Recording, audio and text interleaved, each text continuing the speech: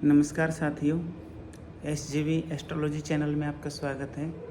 आज हम चर्चा करेंगे पितृदोष निवारण के उपचारों पर, क्योंकि ये दोष वर्तमान में बहुत देखने में आ रहा है और बहुत सारे घर इससे प्रभावित हैं।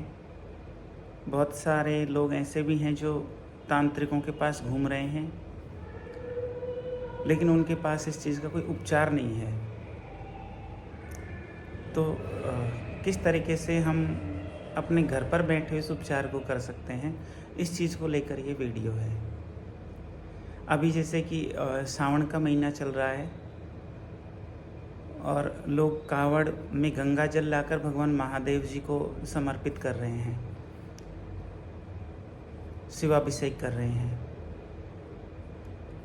तो ये जो कावड़ में लाके गंगा जल चढ़ाना है, ये पितृदोष निवारण का एक बेहतरीन उपचार है। ये इसके पीछे लॉजिक है, ये ऐसे ही नहीं है।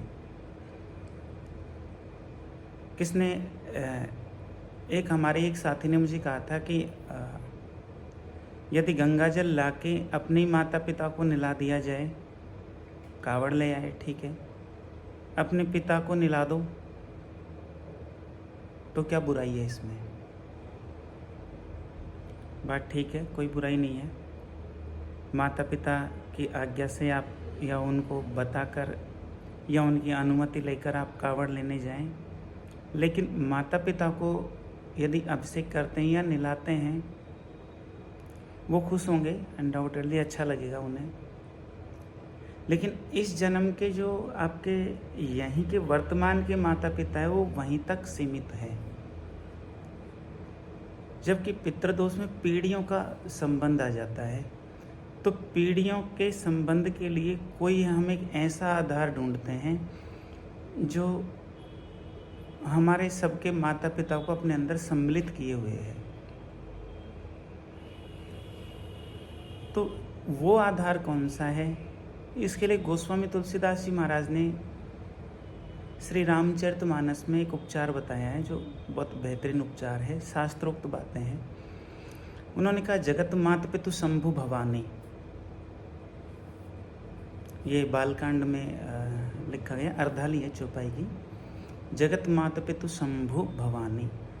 अब शंभु और भवानी जगत के माता पिता हैं, तो आपके पिताओं के भी पिता हैं, आपकी माताओं के भी माता हैं। पीढ़ियों से वो आपकी जो पहचान है उसको अंदर समेटे हुए हैं। आप पूर्व जन्म में कहाँ से आए, इस जन्म में आपके पूर्वज कौन हैं, उन सबको भी वो समेटे हुए हैं। तो जब उनका अभिषेक किया जाता है, तो एक तो क्या है कि भगवान सर्वयोनि रूप में विद्यमान है। वो जितने भी स्थावर जंगम जीव दिखाई देते हैं और जितने भी ऐसी योनियां हैं जो वो चाहे भूत प्रेत से संबंधित हो या जो हमें दिखाई नहीं देती है, लेकिन हमारे लिए परेशानी का कारण बनती है, अतृप्त होने के कारण।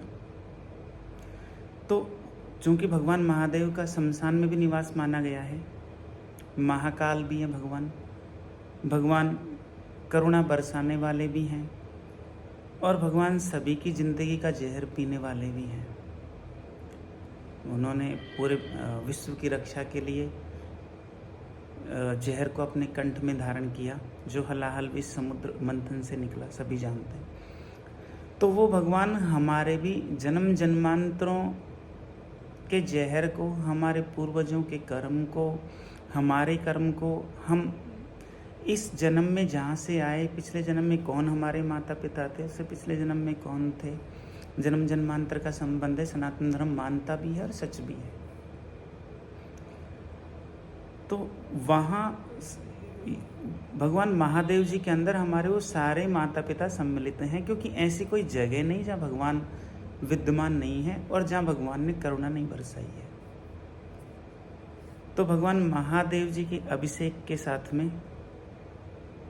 पितृदोष से निवारण होता है। और चूँकि गंगा जी के जल से अभिषेक होता है, तो सर्वोत्तम है, गंगा मुक्ति देने वाली नदी है।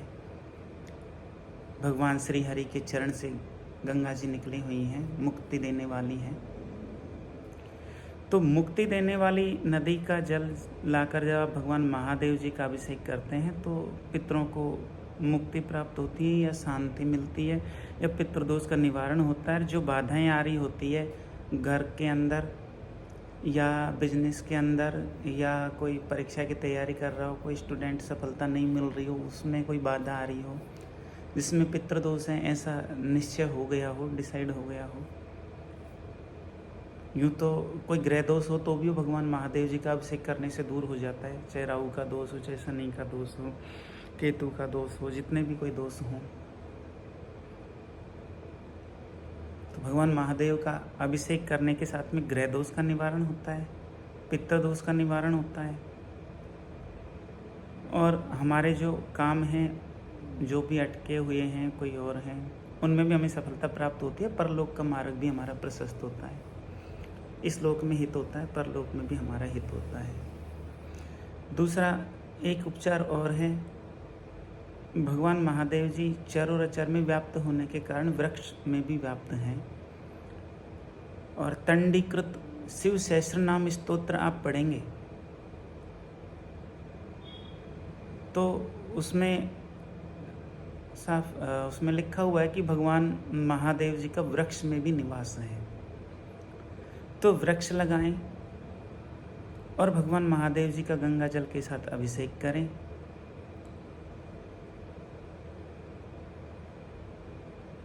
और भगवान महादेव जी को जो नाम प्रिय हो उस नाम का आप जप करें।